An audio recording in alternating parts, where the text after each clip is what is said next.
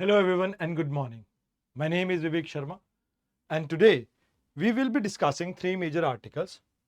One is related to classification of industries based upon CPCB.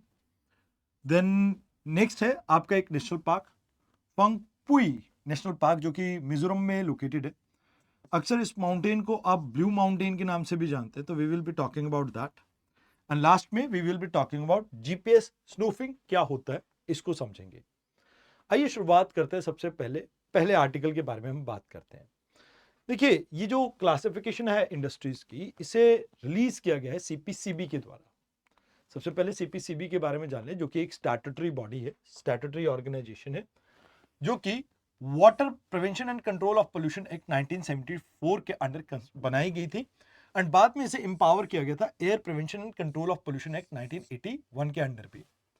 वैसे इसको कई सारे फंक्शंस, जैसे इन्वायरमेंटल स्टैंडर्ड्स बनाने का, आपको इन्वायरमेंटल प्रोटेक्शन एक्ट 1986 के अंडर भी गिवन है. जैसे आपने प्लास्टिक वेस्ट मैनेजमेंट रूल के बारे में सुना होगा, तो वो जो रूल हैं उनको बनाने की जो पावर आती है, वो कहीं ना कहीं स्टैंडर्ड एस्टैब्लिश करने की पावर आपके इन्वायरमेंटल प्रोटेक्शन एक्ट से आती है. अब ये रिसर्च कंडक्ट करते हैं कैसे हम जो पोल्यूशन है इसको मिटिगेट करें. साथ के साथ ये एडवाइस करते हैं गवर्नमेंट को पॉलिसी फॉर्मुलेशन के लिए. एंड एयर और वाटर क्वालिटी के बेंचमार्क और स्टैंडर्ड्स को स्टैब्लिश करती है. साथ के साथ ये कहीं ना कहीं पॉल्यूशन को मॉनिटर करते हैं और उनको लिए कहीं ना कहीं गाइडलाइंस इशू करते हैं, कैसे उसको हैंडल किया जाए, उसको कहीं ना कहीं टैकल करती है. और जो वेरियस स्टेट्स में स्टेट पोल्यूशन कंट्रोल बोर्ड है, जो कि अगेन एक स्टैट्यूटरी ऑर्गेनाइजेशन है इन्हीं दो एक्ट के अंडर, उनके साथ भी कोऑर्डिनेट करती है, ताकि एक यूनिफाइड एक्शन के ऊपर हम फोकस कर सके कहीं ना कहीं पोल्यूशन को लेके. अब देखिए, जब हम बात कर रहे हैं यहां पर सीपीसीबी की, तो रिसेंटली सीपीसीबी ने क्या किया है, एक न्यू कैटेगरी बनाई है. ऑलरेडी हमारे पास 4-5 कैटेगरीज थी. अब उसके अलावा एक और कैटेगरी बना दी गई है आपकी इंडस्ट्रीज की, जो कि इन्वायरमेंटल सर्विसेज के लिए काफी इंपॉर्टेंट है. जैसे अभी हमारे सामने सबसे बड़ी जो प्रॉब्लम है वो है वेस्ट मैनेजमेंट को लेके. बिकॉज जिस तरह से अर्बनाइजेशन हो रहा है एंड पॉपुलेशन ग्रो कर रही है, तो वेस्ट कहीं ना कहीं एक्सपोनेंशियली इंक्रीज हो रहा है.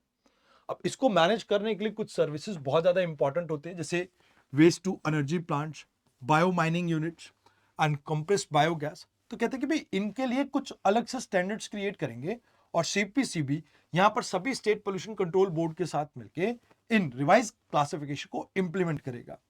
तो यहां पे इनको इंसेंटिवाइज किया जा रहा है, ताकि ज्यादा से ज्यादा इस तरह की इंडस्ट्रीज को हम प्रमोट कर सके.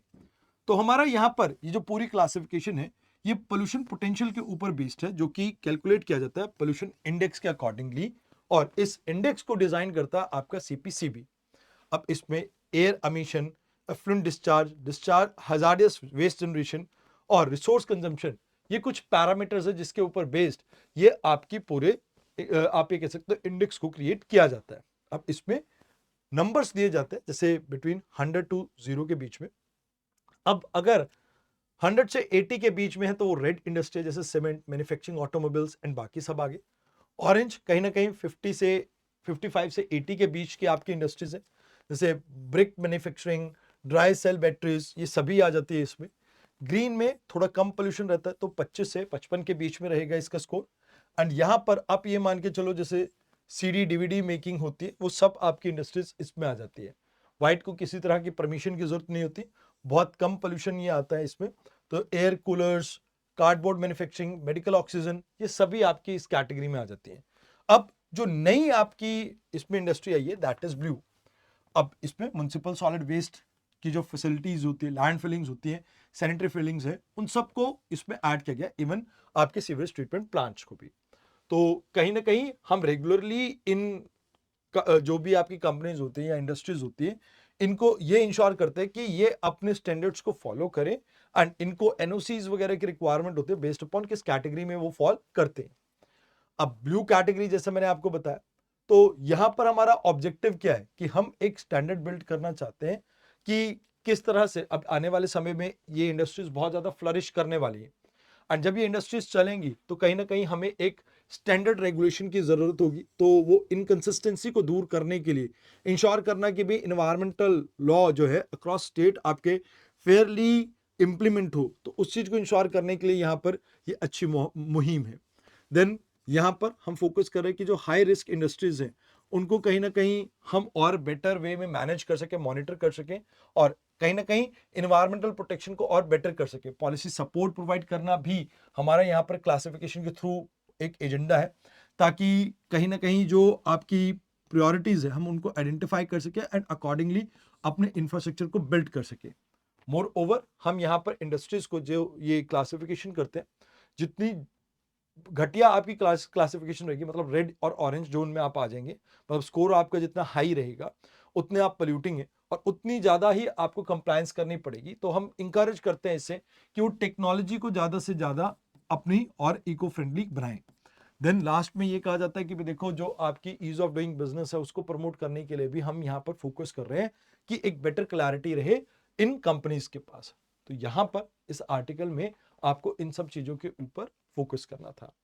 आइए अब बात करते हैं मिजोरम के एक हम एरिया की, जहां पर आपको फॉरेस्ट फायर देखने को मिल रहा है। कहा जा रहा है स्लैश एंड बर्न यानी जूम कल्टीवेशन के कारण ये प्रॉब्लम ओरिजिनेट हुई। एंड कहां पर देखने को मिलती है, कहते हैं म्यांमार का जो बॉर्डर है एडजेसेंट आपके मिजोरम के, वहां पर ये आपको प्रॉब्लम देखने को मिली है साउथ ईस्टर्न मिजोरम में। तो कहते कि भी ये जो एरिया है पुखोई नेशनल पार्क, ये 1992 में बना था। एंड पुखोई बेसिकली आपकी हाईएस्ट पीक है मिजोरम की, बट एक्चुअल में इसको कहा जाता है ब्लू माउंटेन। क्या कहा जाता है? ब्लू माउंटेन, जैसे मैंने आपको पहले भी कहा। तो ये लोकल आपकी जो स्टोरीज होती है उससे इसका नाम पड़ा है। एंड जो लेजेंड है उसके ऊपर ये आप ये कह सकते हो कि ये पूरा नाम यहाँ पर बना है। तो ये इंडो बर्मा बायोडाइवर्सिटी हॉटस्पॉट का भी पार्ट है। अब इसकी लोकेशन की अगर हम बात करें तो कुछ इस तरह का आपका ये जो सॉरी ये वाला जो एरिया है यहाँ पर ये आपका लोकेटेड है, ये वाला एरिया। एंड यहाँ पे आपको clouded leopards, serow, Himalayan black bear, gorals and barking deer जैसे कई स्पीशीज देखने को मिलते हैं। बट उसके साथ साथ आपको कई सारे बर्ड्स देखने को मिलते हैं। तो इसी वजह से इसे बर्ड इंपॉर्टेंट बर्ड एरिया के नाम से भी रिकॉग्नाइज किया है बर्ड लाइफ इंटरनेशनल ने। वैसे यहाँ पर जो फॉरेस्ट है, क्योंकि नॉर्थ ईस्टर्न पार्ट में रेनफॉल अच्छी होती है, तो आपको एवरग्रीन फॉरेस्ट देखने को मिलता है। कई सारे ऑर्चिड्स, आपको मेडिसिनल प्लांट्स भी यहाँ पर देखने को मिल जाते हैं। एंड बैम्बू और रोडोडेंड्रॉन्स यहाँ पर काफी फेमस है। अब रिसेंटली हमारे लिए न्यूज में आया एक टर्म जीपीएस स्नूफिंग। मतलब आप ये मान के चलो जैसे ये एक एरोप्लेन है जो फ्लाई कर रहा है। अब इसको प्रॉब्लम क्या हुई, लेट्स से इसके पास एक लोकेशन थी जिसके ऊपर इसने किसी को ड्रॉप करना था। अब हुआ ये जीपीएस स्नूफिंग आपकी जैसे एक फिनोमेना होता है दैट इज जीपीएस जैमिंग, इससे टोटली डिफरेंट है। जैमिंग में क्या होगा कि ये लोकेशन बिल्कुल ही ऑफ हो जाएगी, आपका जीपीएस वर्क ही नहीं करेगा। स्नूफिंग में क्या होता है, बेसिकली एक आर्टिफिशियल सिग्नल क्रिएट किया जाता है। जैसे लेट्स से यहां पर इंडिया है और ये इस पॉइंट पे आपको चीजों को ड्रॉप ऑफ करना था। बट हुआ क्या कि यहां पर जीपीएस स्नूफिंग यानी एक सॉफ्टवेयर बेस्ड मैंने इस तरह का सिग्नल जनरेट किया जो सैटेलाइट के सिग्नल्स को ही रेप्लिकेट कर रहा है। और ये हो सकता है इस टारगेट के बहुत ज्यादा क्लोज हो, प्रॉक्सिमिटी में हो, तब ओवरलैप कर जाता है। या कई बार ऐसा भी होता है ये सिग्नल बहुत ज्यादा स्ट्रांग होता है जिसकी वजह से बाकी सिग्नल्स आपके फेड हो जाते हैं। तो यहां पर आप मिस लोकेशन पे पहुंच जाते हैं, यानी आपको मिसगाइड कर दिया जाता है। तो कहते हैं कि भी ह्यूमैनिटेरियन रिलीफ जो आपने म्यांमार में जो अर्थक्वेक हुआ था उस टाइम प्रोवाइड किया, एक खबर आई कि कहीं ना कहीं इंडियन एयरफोर्स के जो एयरक्राफ्ट्स हैं उनको जीपीएस स्नूफिंग का सामना करना पड़ा। तो कहते जो इंडियन एयरफोर्स है उसने इस चीज को कहा कि भाई ऐसा कुछ भी नहीं है, जीपीएफ सिग्नल टेम्परिंग हमारे साथ तो नहीं हुई है, बट अगर ऐसा होता है तो इसमें क्या होता है। तो कहते कि भी देखो आपका एयरक्राफ्ट, शिप, ड्रोन्स ये डिसीव्ड एक सिग्नल रिसीव करते हैं जिससे आप इनकरेक्ट लोकेशन मतलब पहुंच जाते हैं। कहीं ना कहीं आपकी लोकेशन में एक एरर रहता है, नेविगेशन का इशू रहता है, और इससे कहीं ना कहीं मिसलीडिंग डाटा आपका जनरेट होता है। कहीं ना कहीं एक फेक सिग्नल के थ्रू कहीं ना कहीं आपको गलत सिग्नल यहां पर भेजा जाता है जिससे इंटेंशनली या अनइंटेंशनली आपको हार्म करने की कोशिश की जा सकती है। Now if we talk about this, आप ये मान के चलो जैसा मैंने आपको कहा कि या तो ये बहुत ज्यादा क्लोज है या बहुत ज्यादा स्ट्रॉन्ग सिग्नल है, तब ये आपको प्रॉब्लम देखने को मिल जाती है। तो ये चीजें हैं जो आपको इसके बारे में याद रखनी है। बट इससे कुछ इम्पैक्ट देखने को मिलता है, जैसे हम जो फाइनेंशियल सर्विसेज यूज करते हैं उस नेटवर्क में कहीं ना कहीं जीपीएस लोकेशन का एक बहुत इंपॉर्टेंट रोल रहता है। तो अगर जीपीएस स्नूफिंग के थ्रू फाइनेंशियल ट्रांसमिशन में भी आपको प्रॉब्लम रहती है। फिर व्हीकल्स की कहीं ना कहीं कंपैटिबिलिटी, जो सेल्फ ड्राइविंग कार्स हैं, वो सेल्फ ड्रिवन कार्स में भी आपको ये प्रॉब्लम देखने को मिल सकती है। जीपीएस लोकेशन अगर टेम्पर होती है तो एक्सीडेंट्स वगैरह कॉज कर सकती है, और might be some other problems. फिर मिलिट्री ऑपरेशंस में भी आपको प्रॉब्लम देखने को मिल सकते हैं। सिविलियन नेविगेशन में कहीं ना कहीं फ्लाइट सेफ्टी का एक इशू आ जाता है। जैसे मान लीजिए इंडिया और पाकिस्तान के रिलेशंस अच्छे नहीं है, तो हमारे जो लोग हैं वो कहीं गलती से पाकिस्तान ना पहुंच जाए, कोई टेरर ऑर्गेनाइजेशन इस तरह की मिसचीफ ना करे, तो वो चीज़ एक प्रॉब्लम रहती है। एंड मरीन टाइम ऑपरेशन में भी आपको बहुत सारी प्रॉब्लम्स का सामना करना पड़ेगा।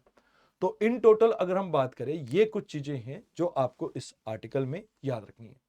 आई होप आपको आर्टिकल समझ में आओ। आज के लिए इतना ही था। धन्यवाद।